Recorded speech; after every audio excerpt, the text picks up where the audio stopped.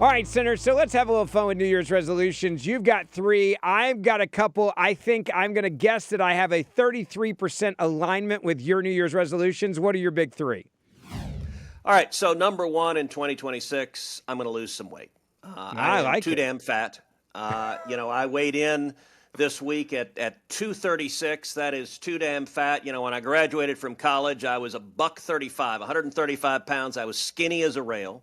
Yeah. And my target for 2026 is to drop 30 pounds. I want to clock I in like next it. January at 206. I'm at 236 right now. Ben and I are in a weight loss group. We got several guys that are trying to lose weight together. And Yeah. so my objective over the next 12 months is drop those 30 pounds and be at 206 1 year from now. Now, my question is, hold on, what's your plan for this? Is this going to be like water polo, or are you going to get a trainer? I got to give you a little hard time here. I want to know. Look, it's kind of all of that. It's diet and exercise at the end of the day. And you know what? We're going to talk over the course of the year about how to do that and what's working and what's not. We're going to have some of those conversations over the course of the year on the podcast. The objective, which I've decided on, is to drop 30. And so we'll see if we can do that and get to that point. I love it. My second resolution is actually related to my first, which is that I am doing a dry January. Love it. As you know, Ben, I enjoy red wine with dinner. Yeah. It makes for a fun dinner. The problem is it's like injecting calories straight in your gut. Yes. And so if you want to drop some weight, having wine with dinner is not conducive to that. And so I've decided for the month of January, I'm going to go dry. And I'll tell you, just a few days into it, I'm sleeping better and feeling better. I think that's just a good, it's healthier. I mean, at the end of the day, Yeah. It's a lot healthier way to live. And so that is resolution number 2. I like it. And then resolution number 3 is I am committing to myself that I am going to read the Bible every day in 2026. All right, that's strong. That's something I've done at different periods of my life. When our girls were younger, we would do devotion at night with them. So we read through the Bible, the New Testament with them every night. We would read and talk about it and pray together. And when you're being a parent, that gives you an excuse to do so. But life pulls you a million different directions, and sometimes it eats away at the time you would have to otherwise just sit down and study the Word.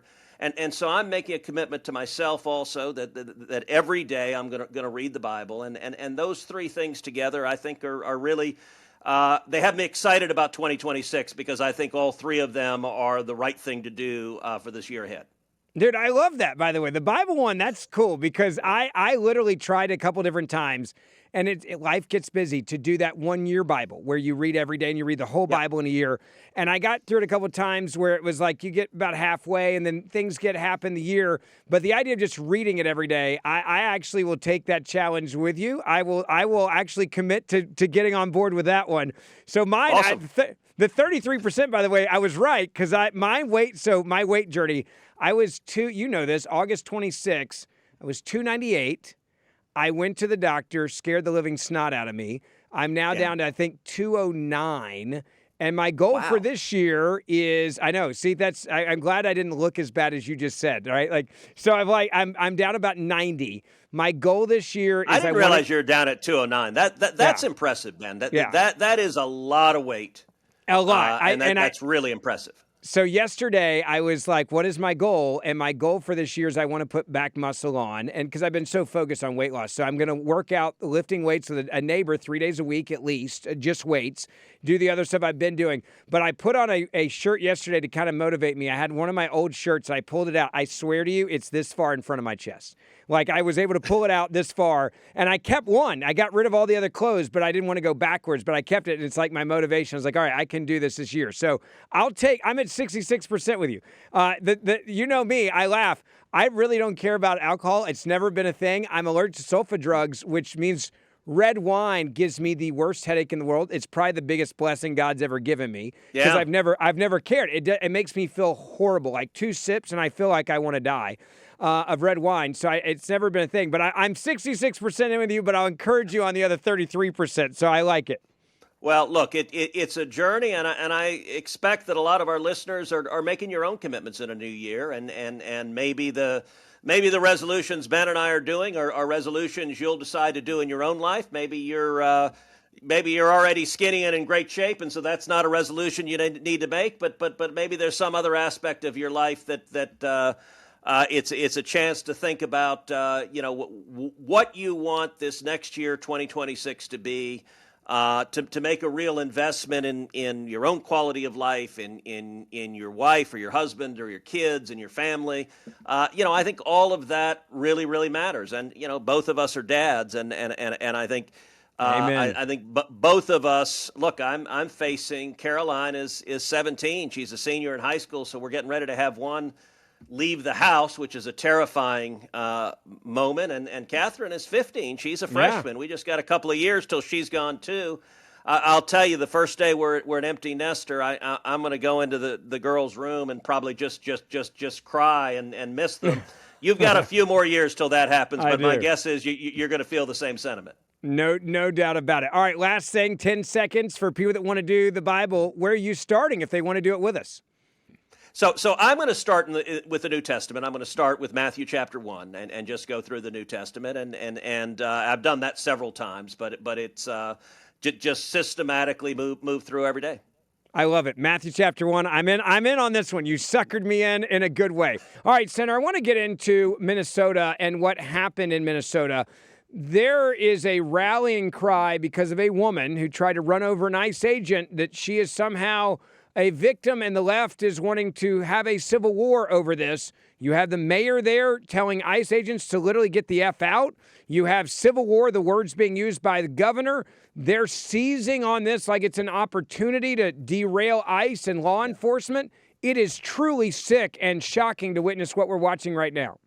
You're right, and what we're witnessing in Minnesota is the natural culmination of several years of just increasingly heightened rhetoric from Democrats, demonizing ICE agents, demonizing Border Patrol, demonizing law enforcement, just attacking them. We have Democrats who call ICE agents Nazis. They call them Gestapo, and listen, as you know, I was on the ground in Dallas within minutes of when the deranged shooter in Dallas opened fire at ICE agents there because he had listened to all of the left's horrible anti-ICE rhetoric.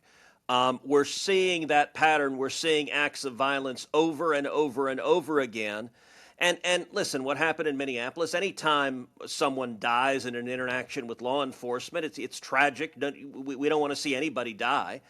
But I will say, look, this woman had a very easy way to avoid fatal consequences, which is when law enforcement detains you, you follow the instructions of law enforcement. If you're pulled over at the side of a road and law enforcement pulls you over, you follow their instructions, and you don't drive your vehicle, in this case a big SUV, right at law enforcement, because that potentially can be fatal. And I have to say, it's systematically true that if someone attacks law enforcement, you see instances where sometimes someone is pulled over and they reach for and try to grab a police officer's taser or his weapon, and an awful lot of those instances end up with a fatality because if you present what could be a deadly threat to a law enforcement officer, in many instances, that's going to be the last thing you do. And unfortunately, this woman, I'm sure if she could go back in time, she would have changed her behavior. But the decision she made in that split second cost her life. And now we're seeing Democrats deliberately stoking the fire and just pouring gasoline on the divisions and anger. And it's incredibly cynical and incredibly harmful what they're doing. It's so sad to see them look at this almost like an opportunity to score political points. It was like, yes, we've got someone that's passed away. We can now seize on this, make our political statements. It is a tragedy, as you said earlier. that this woman died. I hate that this woman died. But you gave this law enforcement individual no other choice. When you have a car coming right at you, and thank goodness, by the way, if you watch the video, there was some ice on the street there. It's winter, and the tires spun a little bit. If there wouldn't have been the ice there, there's a very good chance he'd be dead right now. It gave him the moment to be able to defend himself that he may not have had otherwise. And I think that's the part about this that I look at it and I'm like, no one wins in this situation, but you don't get to go out there when you don't like law enforcement and just decide, I don't have to listen to them or I can run them over. And they said, Christine Holmes said it yesterday, more than 100 incidences of people using their cars to go at ICE agents in the last 30 days.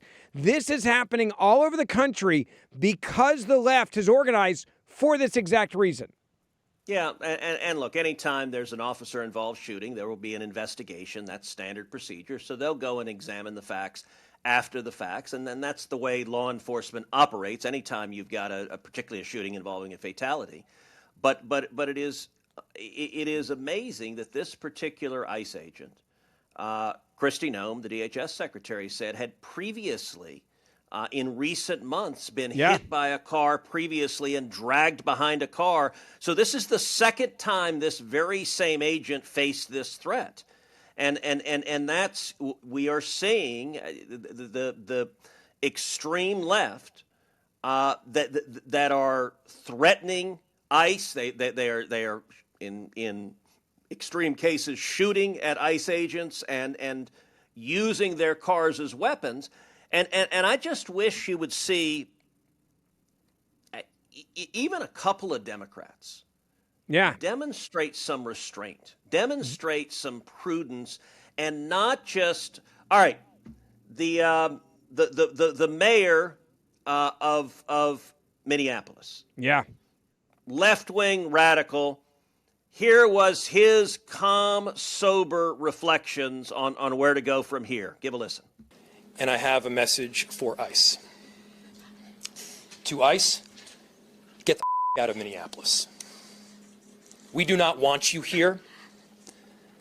Your stated reason for being in this city is to create some kind of safety, and you are doing exactly the opposite. People are being hurt. Families are being ripped apart. Long-term Minneapolis residents that have contributed so greatly to our city, to our culture, to our economy are being terrorized, and now somebody is dead. That's on you. And it's also on you to leave. It's on you to make sure that further damage, further loss of life and injury is not done. I never thought I'd see a day where I would witness a mayor be so political after something like this happens to tell law enforcement who were just sent in to do their job, to enforce the laws of the land, to get the F out, and then say it's their fault. What a repulsive partisan swine. That is, I'm physically sick listening to and watching Jacob Fry. We talked about before how he, dances with glee waving the Somali flag and the massive fraud that has happened, he has presided over and profited from. And here he is, you know what? This woman, a 37-year-old woman, she's a mother of three.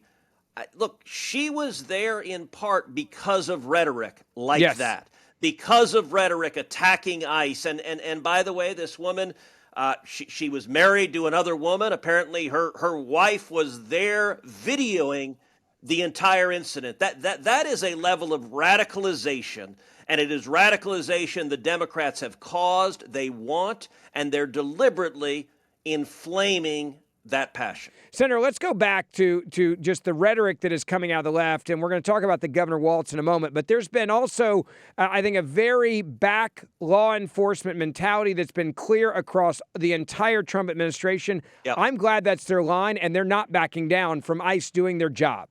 Look, that is absolutely right. President Trump has the back of ICE, has the back of Border Patrol agents and law enforcement.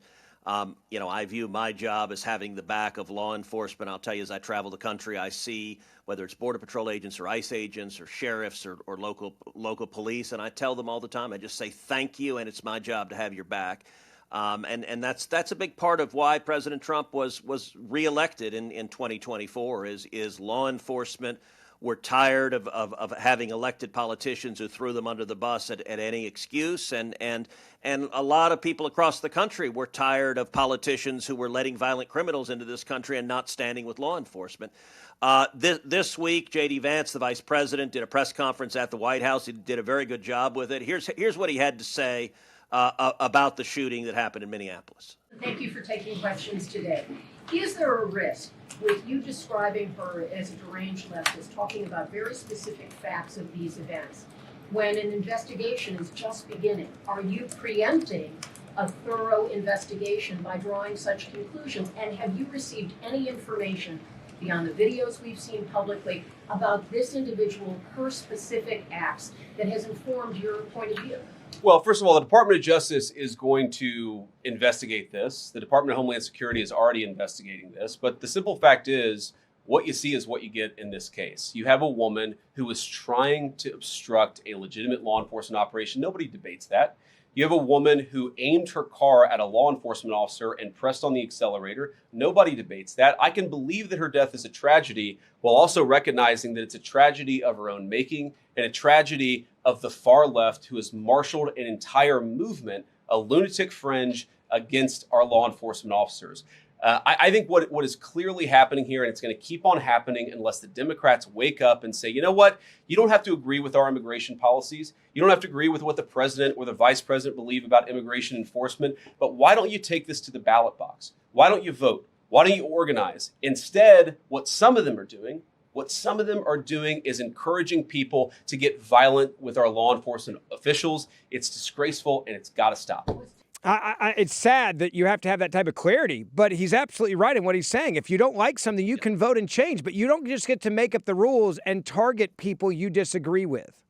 Well, and more the left is condoning violence on a partisan basis. And let me be clear, violence is always wrong. Whether I agree with your politics or disagree with your politics, nobody has a right to engage in violence. And we're seeing on the left more and more, we've seen the poll numbers of growing numbers of people on the left think violence is justified, think violence is justified against Donald Trump, think violence is justified against Elon Musk, and think violence is justified against ICE. And it's fundamentally wrong. And the Democrats are deliberately pushing this. And listen, I will say, for this woman, she had complete control to avoid this happening. Yeah. And any time you interact with law enforcement, I believe you should interact respectfully and understand, look, if a police officer pulls you over on the road, that officer every day, it is potentially a deadly encounter for that officer. And every year you have officers who are shot and killed on the side of the road by some lunatic who's packing. They don't know when they're coming up to the driver's side. In most instances, they have no idea who they're going to encounter. I'll tell you, again, you and I are parents. What when your kids start driving with my kids, what I tell them is if you get pulled over, pull over, put the car in park, and put your hands on 10 and 2 on the steering wheel.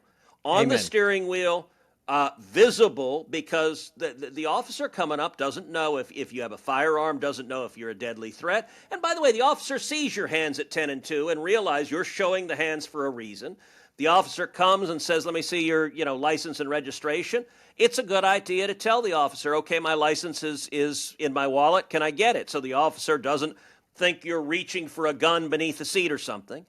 Look, all of that is prudent. It's the advice that I give my kids. It's the advice that every responsible parent I know gives their child, that don't put yourself in a position where law enforcement has reason to be afraid. Even if you're not a threat, don't give them reason to be afraid. Look, my dad was in law enforcement. He said to me so clearly, he said, I want to make it clear. You never argue with law enforcement. If they're wrong, you get to go to court. But you always make sure you do not argue and you follow the orders given. And if you've been wronged, that's why we have a judge. That's why we have a court system. And he was very clear. You're my son. I always want you to be safe. You turn your dome light on. You turn the car off. You put your hands up there. It goes back to respect. But the left is now saying, if you don't like them for whatever reason, you don't have to abide by the rules. You don't have to respect the law. And if you don't like a law, instead of going in and actually voting and trying to change a law, they're saying just be a vigilante. And that's how we've gotten to this point. And by the way, Ben, at lunch Thursday, several of the senators were talking about exactly this topic, and Mike Lee brought it up. Although what he said is you should put your hands at 9 and 3 instead of 10 and 2. I'm like, 9 and 3? Who drives like that? What are you, Mario Andretti or something? That was a little bit weird, the 9 and 3. I don't know if that's awesome. a Utah thing or what exactly that means. But I at least was taught 10 and 2. But I don't know. How about you? Are you a 10 and 2 guy? So I'm at 10 and 2. But my dad always said, he said, when you get pulled over, cross your hands on the top of the steering wheel because it's showing that you're not trying to grab anything. And I'm like, every time I do it, almost 99% of the time, law enforcement always said to me, thank you. I turned the dome light on. I roll down all 4 windows because if they come on the left side or the right, I don't want them to have to worry about anything with me. They've had a hard enough day. And they've done this, and like you said, they walk up to a traffic stop. They don't know if you just robbed a bank. That's what my dad always told me. They don't know if you just killed your wife. They don't know if you just ran over someone. They don't know if you have drugs in the car. They don't know who you are. So make them comfortable with you. And I wish we lived in a society where that was like the common denominator now. Unfortunately, it's not. And that naturally de-escalates. When you do that, you can see law enforcement kind of just, take an extra breath and this is not going to be confrontational. And listen, the reason that didn't happen is this woman didn't want to de-escalate. No. This woman was there to provoke a confrontation with law enforcement. She was there because the rhetoric on the left is stand up and fight ICE. And she was there to do that. And so it was the opposite of de-escalation. She was looking to escalate. And tragically, she escalated too far. And she may look. We may never know her intention. She may have just thought she was fleeing. But the officer, if you drive a vehicle right at somebody, particularly an officer who's already been run over once just a few months ago by another leftist, you are posing a real and present threat. And if you pose a real and present threat to law enforcement, that predictably can result in deadly force as a consequence. By the way, side note, I was talking to somebody in law enforcement. They said, would you please just remind people that we will charge you with major crimes as a deadly weapon if you use your car to hit somebody? We do it every day in America. This isn't some new rule. You use your car as a deadly weapon, you will go to jail for that, whether you're going after law enforcement or an innocent person. And I think that's the important point for people to remember. If I was in front of that car, I could easily have been run over. You could have. Anybody. That's why we have laws in the books that say you cannot use your car as a deadly weapon. And if you do, you will be charged with major crimes. It's sad that we even have to have this conversation. But the governor, by the way, Senator, he's not backing down. He's seeing a political opportunity here. The same disgraced governor, because of the scandal that's happened in Minnesota, he's now out there calling like this, in essence, a civil war, trying to ratchet things up instead of bring down the temperature, which is also, I think, really sick. And by the way, you remember back in 2022, the man in Waukesha, Wisconsin, who drove his SUV into a Christmas parade and murdered multiple people, did so very deliberately, using it as a deadly weapon, and killing children, killing the elderly, and it was horrific. And the grotesque irony is that he had previously used his car as a deadly weapon against, if I remember correctly, his pregnant girlfriend. Yeah. And he had been charged with it and then let out of jail on a nominal, I think it was a $500 bond, because you had one of those George Soros prosecutors who lets people go, and they let him out of jail for attempting to kill someone with a car as a deadly weapon, and he went out to the Christmas Day parade and committed mass murder. A car can be a very deadly weapon. Yeah, it absolutely can. Senator, I want to go back to just the rhetoric here, and we mentioned the governor earlier. The governor, Tim Walz, is now a disgraced governor. He had to drop out of his reelection campaign because of the fraud that is just continuing to grow in the dollar amount and the different sectors of the government. I'm not sure there's any sector in Minnesota that wasn't involved in fraud and corruption at this point. We're seeing it in transportation, childcare, the list goes on and on. But the governor now seems to think this is like a moment to seize on, and he's now wanting to go to war with the federal government. It's very odd. Yeah, look, the Democrat politicians in Minnesota are in crisis right now because this Somali fraud it is the worst instance of fraud that has ever been uncovered in American history. $9 billion and counting, massive theft from the taxpayers. It is so bad that Tim Walz, I mean, remember like 12 minutes ago, the Democrats said he was going to be vice president of the United States, and now he's ended his campaign for re-election even as governor because, look, I think he's facing potentially very real criminal liability for the fraud that unfolded under his leadership, and it is, and Walz and the mayor in Minneapolis, that they're not the only ones. I think there's an entire array of Democrats who are responsible, and one of the reasons why they are so eager to foment riots. I mean, look, they are rooting for a replay of the Black Lives Matter and the Antifa riots we saw all over the country. They want people going to the streets. They want them looting stores. They want them firebombing police cars. They are rooting for violence because they want to energize their voters and get everyone not talking about the fraud. Here's Tim Walz, the governor, and here was his response, calling for all-out war. Well, I said this yesterday. We've never been at war with our federal government. I think in this case that the National Guard is their main mission. They have a dual mission. When he said that and it went viral, I'm like, let me get this straight. You have a governor who is in a crisis situation. I'm talking about the crisis on the ground, whose job is to back law enforcement, and his job is also to ratchet down the rhetoric so we don't have a civil war breakout. And he's like, maybe this is an opportunity for a civil war. He's saying that Minnesota is at war with the United States federal government. The governor just said that. Yeah, and listen, if you're an angry left-wing radical, you already hate ICE, you already hate Donald Trump, and then you hear the elected Democrat governor say, Minnesota is at war with the federal government. That is a call to violence. That is a call. In war, people get killed, people get injured. That is Democrats very deliberately calling to violence. It is not we disagree over policy with the federal government. It is we are at war. And I think a huge part of this is a CYA instinct. Yes. Because the fraud is so bad. And I want you to listen. The House of Representatives had a hearing on the fraud in Minnesota. By the way, I'm going to be chairing a hearing on the same topic in just a couple of weeks, so we'll cover that in verdict when that happens. But I want you to listen to Brandon Gill. Brandon Gill's a good friend. He is a congressman from Texas. He's cross-examining this left-wing witness from Minnesota. I want you to listen to this exchange. It's really powerful. Thank you for being here. Let me ask you, does large-scale Somali immigration make Minnesota stronger or weaker? Certainly stronger. Certainly stronger. Do you know what percentage of Somali-headed households in Minnesota are on food stamps? No. 54%. Do you know what that number is for native Minnesota-headed households? Well, to be clear, a majority of the... It's 7%. There's a big difference between 54% and 7%, is there not? Excuse me, sir, could I answer the question? Let me move on. We've got a lot of questions here. What percentage of Somali-headed households in Minnesota are on Medicaid? I don't know. It's 73%. Do you know what that number is for Minnesota native households? Again, you're using the phrase Minnesota native households, but the majority...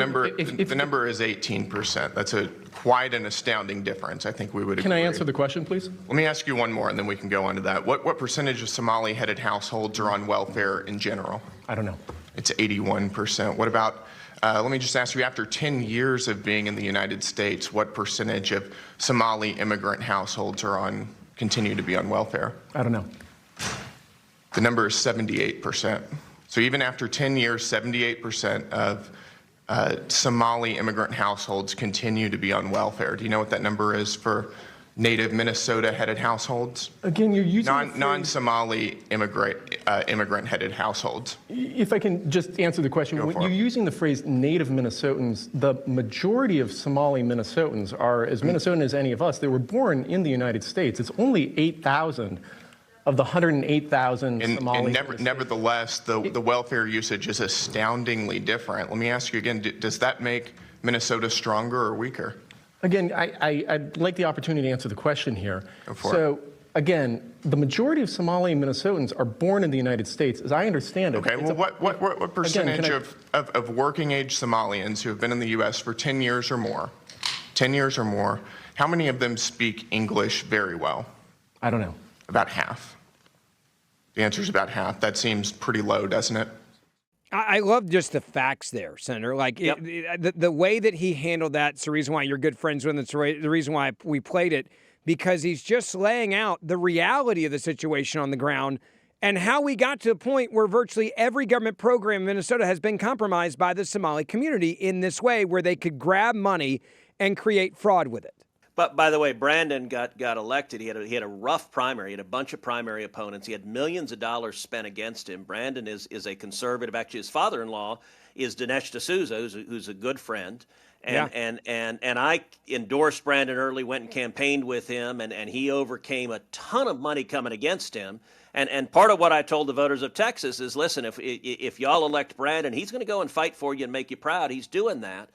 I want to make a point about the back and forth, because that weaselly Minnesota lefty witness, he kept saying, well, the majority of Somalians are born in America. Now, note what Brandon Gill was asking, Somali immigrant-headed households, and the guy says, well, they have a bunch of anchor babies. In other words, we bring over Somali immigrants. Yeah.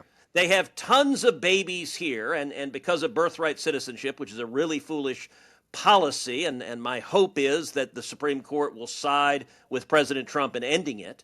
But the Somali immigrants come here. They have a lot of babies here. That guy's focusing on the babies, and Brandon's saying, all right, how about the person who heads the household? And the person who heads the household are these Somali immigrants, and you've got 81% of them on welfare. And I tell you, the stat that was really powerful was 10 years later. They've been here 10 years. It's 78% still on welfare. This is a scam. The Democrats did it deliberately, and they did it to buy votes. They were importing votes to vote for Democrats. They allowed them to commit fraud, to steal $9 billion, and then to bundle those votes for the Democrats, to bundle cash for the Democrats, and the Democrats covered it up.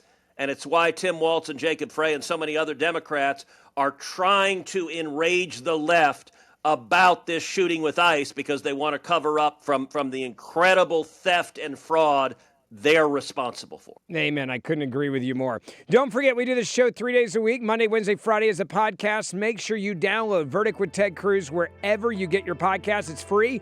You'll never miss an episode that we do. We also put it out on video, so you can watch on YouTube as well, and or on Facebook. And the Senator and I will see you back here on the podcast this week.